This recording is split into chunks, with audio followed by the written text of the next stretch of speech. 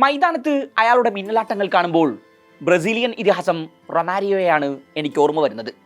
മുൻ ഇംഗ്ലീഷ് താരം ജോക്കോൾ ഒരിക്കൽ ബ്രസീലിയൻ വണ്ടർക്കിഡ് എൻട്രിക്കിനെ കുറിച്ച് പറഞ്ഞു വെച്ചത് ഇങ്ങനെ കാണും. 2024 മാർച്ച് 24 വെംബ്ലിയിൽ അന്ന് പകരക്കാരന്റെ റോളിൽ എൻട്രിക് ബ്രസീലിയൻ ദേശീയ ടീമിൽ അവതരിക്കുന്നു.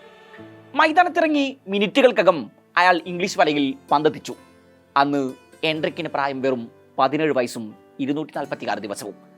ബ്രസീലിനായി വലകുലുക്കുന്ന ഏറ്റവും പ്രായം കുറഞ്ഞ താരം എന്ന നേട്ടം വെംബ്ലിയിൽ അന്ന് അയാളെ തേടിയെത്തുന്നു. യൂറോപ്യൻ ഫുട്ബോളിൽ വലിയ പേരും പെരുമയുമുള്ള റയൽ മാഡ്രിഡിന്റെ ഐതിഹാസികമായി ചരിത്രം നിർമ്മിക്കുന്നതിൽ ബ്രസീലിയൻ മണ്ണിന് അനിഷേധ്യമായ റോളുണ്ട്. ഫ്ലോറന്റീനോ പെരസിന്റെ സ്കൗട്ടിംഗ് സംഘവും ആ മണ്ണും തമ്മിലുള്ള പ്രണയം ആരംഭിച്ചിട്ട് വർഷങ്ങളായി. കളിക്കാലങ്ങളുടെ പ്രാരംഭത്തിൽ തന്നെ ബർണബ്യൂവിന്റെ പടികടന്നെത്തി ഇതിഹാസ സമാനമായ കരിയർ പണിതുയർത്തിയവർ പലരും ഇപ്പോഴും ആ കൂടാരത്തിലുണ്ട്. ബ്രസീലിയൻ മണ്ണിൽ നിന്ന് ബർണബ്യൂവിലേക്കുള്ള ഏറ്റവും ഒടുവിലത്തെ കൂടുമാറ്റമായിരുന്നു എൻട്രിക് ഫിലിപ്പ് ഡിസൂസ എന്ന 19കാരൻ്റേത്.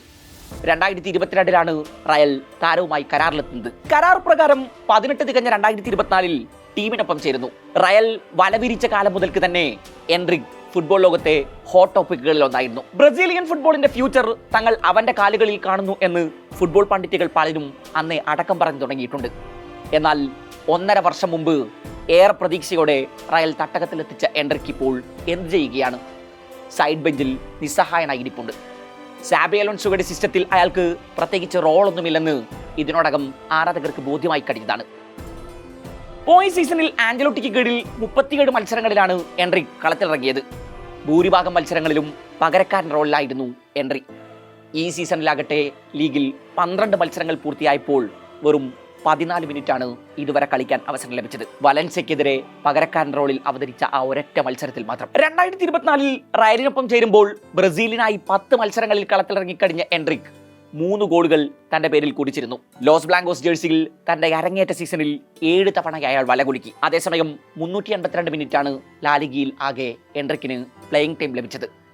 റയൽ വലിയ പ്രതിസന്ധികൾ അനുഭവിച്ചുകൊണ്ടിരുന്ന കാലത്ത് ആഞ്ചലോട്ടി യുവതാരങ്ങളെ കൊണ്ട് അന്ന് വലിയ പരീക്ഷണങ്ങൾക്ക് മുതിർന്നിരുന്നില്ല. ബർണബ്യൂവിൽ സാബി ഏറെ ആരംഭിക്കുമ്പോൾ യുവതാരങ്ങളൊക്കെ വലിയ പ്രതീക്ഷകളായിരുന്നു.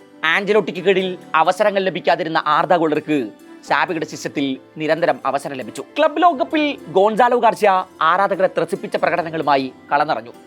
അക്കാലത്ത് പരിക്കിന്റെ പട്ടികയിലായിരുന്ന എൻട്രിക് പിന്നീട് തിരിച്ചെത്തിയപ്പോഴും ബെഞ്ചിലായിരുന്നു സ്ഥാനം.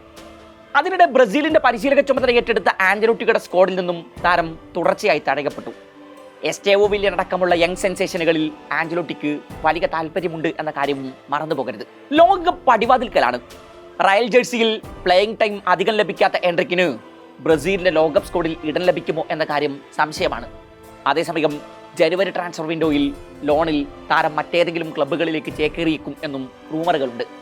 റയൽ അത് അനുവദിക്കാനാണ് സാധ്യത. അങ്ങനെയെങ്കിൽ എൻട്രിക് ഏത് തട്ടകമാവും തെരഞ്ഞെടുക്കുക? യൂറോപ്പിലെ പല വമ്പൻ ക്ലബ്ബുകളും എൻട്രിക്കിൽ താല്പര്യം പ്രകടിപ്പിച്ച് കഴിഞ്ഞിട്ടുണ്ട് എന്നാണ് റിപ്പോർട്ടുകൾ.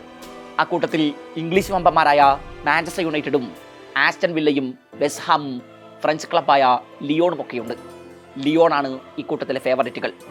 അതേസമയം 72 മില്യൺ യൂറോ മുടക്കി റയൽ തട്ടകത്തിലെത്തിച്ച എൻട്രിക്കിനെ പെട്ടെന്നൊന്നും ടീം വിട്ടുകളയില്ല എന്ന കാര്യം ഉറപ്പാണ്. സാബിയുടെ ഫ്യൂച്ചർ പ്ലാനുകളിൽ അയാളുടെ പേര് തീർച്ചയായും ഉണ്ടാകും. അതേസമയം ബ്രസീലിന്റെ ലോകകപ്പ് സ്ക്വാഡിലേക്കുള്ള എൻട്രിക്ക് താരത്തിന് പ്ലേയിങ് ടൈം കൂടുതൽ ലഭിച്ചേ തീരൂ. ജനുവരി ട്രാൻസ്ഫറിൽ ആരാവും എൻട്രിക്കിനെ ലോണിൽ റാഞ്ചുക? കാത്തിരുന്ന് കാണണം.